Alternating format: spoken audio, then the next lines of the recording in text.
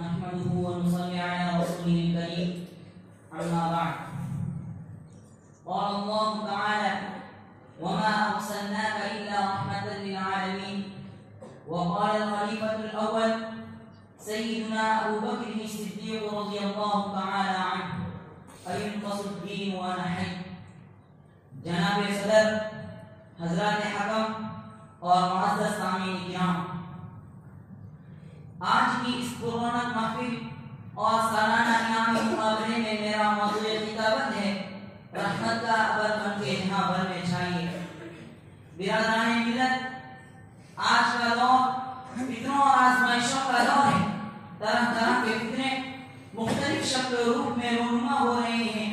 جو کہیں تو انسان کی انفرادی زندگی کو چھوڑ کر اجتماعی زندگی کو تباہ و برباد کر ڈالنا چاہتے ہیں، اور کہیں انسان کے فرد پرستیوں کو ملیا میٹ کر دینے پر تلے ہوئے ہیں۔ مادیت، الحاد، قوم پرستی کا دور دورہ ہے، خود غرضی و مطلب پرستی کی باڑہ دستی و گرم بازاری۔ کبھی تو وحدت ادیان کا مسئلہ قوم و ملت کو درپیش ہے، تو کبھی یکساں سول کوڈ کا چیلنج و خطرہ۔ کسی جگہ ضمیر فروشی ہے سر عام، تو کسی جگہ ایمان ہی ہے نیلام۔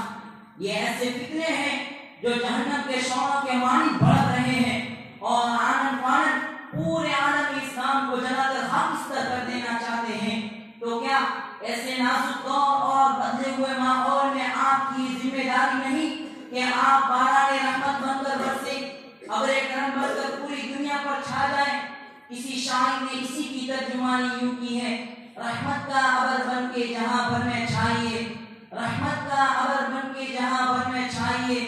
عالم یہ جل رہا ہے برس کر بجھائیے۔ سامعین کرام، اس افراتفری کے عالم میں کون ہے جو امت مسلمہ کے جسم میں روح پھونکے اور اس کے پراگندہ ذرات کو یکجا کر سکے؟ اور کون ہے جو کبوتر کے اتنے نازک میں شاہی کا جگر پیدا کرے؟ اس میں کوئی شک نہیں کہ علماء ہی اس مقدس فریضہ کو انجام دے سکتے ہیں۔ یقیناً یہ وہی علماء ہے جن کی عزت افضائی اللہ تعالیٰ نے اس طرح کی ہے، شہد اللہ انہ لا الہ الا هو والملائکہ وأولو العلم قائما بالقسط۔ ایسے نازک دور اور بدلے ہوئے ماحول میں ان کی ذمہ داریاں دو چند ہو جاتی ہیں۔ غالباً شاعر مشرق علامہ اقبال رحمۃ اللہ علیہ نے ایسی ہی جیالوں اور سکوتوں کو للکارتے اور انہیں دعوت مبارزت دیتے ہوئے کہا تھا، اٹھ کہ اب بزم جہاں کا اور ہی انداز ہے، اٹھ کہ اب بزم جہاں کا اور ہی انداز ہے، مشرق و مغرب میں تیرے دور کا آغاز ہے۔ اس دانیت کے عالم کی سیلاب میں علماء کی اپنی ذمہ داری ہے کہ وہ اپنے اندر وہ تمام صفات پیدا کرے جن کے سامنے دشمن کا گولہ بارود اپنی تاثیر کھو دیتا ہے، اور دشمن کا ٹھانے مارتا ہوا سمندر بکریوں کا ریوڑ آنے نظر لگتا ہے۔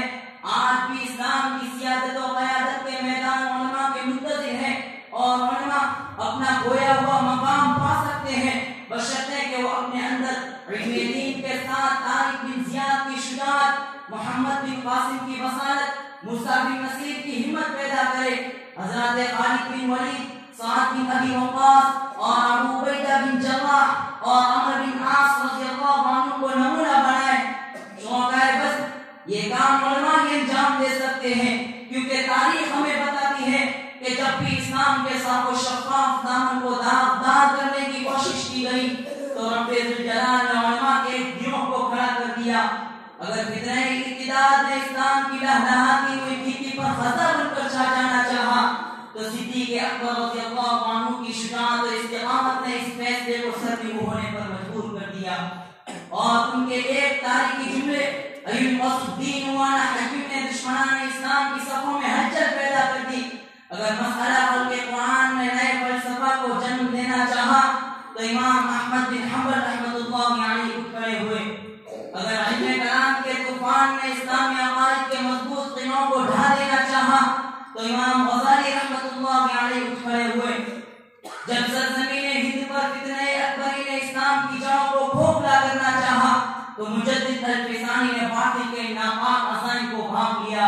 اور یعنی کلمت اللہ کے لیے اپنا سب کچھ قربان کر دیا۔ سچ ہے توحید کا دھارا رک نہ سکا، اسلام کا پرچم جھک نہ سکا۔ توحید کا دھارا رک نہ سکا، اسلام کا پرچم جھک نہ سکا، کفار بہت کچھ جھنجھلائے، شیطان ہنسا و بل کھائے۔ حضرات آج باطل میزائلوں اور ٹینکوں اور دیگر نئی ایجادات کے ساتھ حق کے مقابلے میں اتر آیا ہے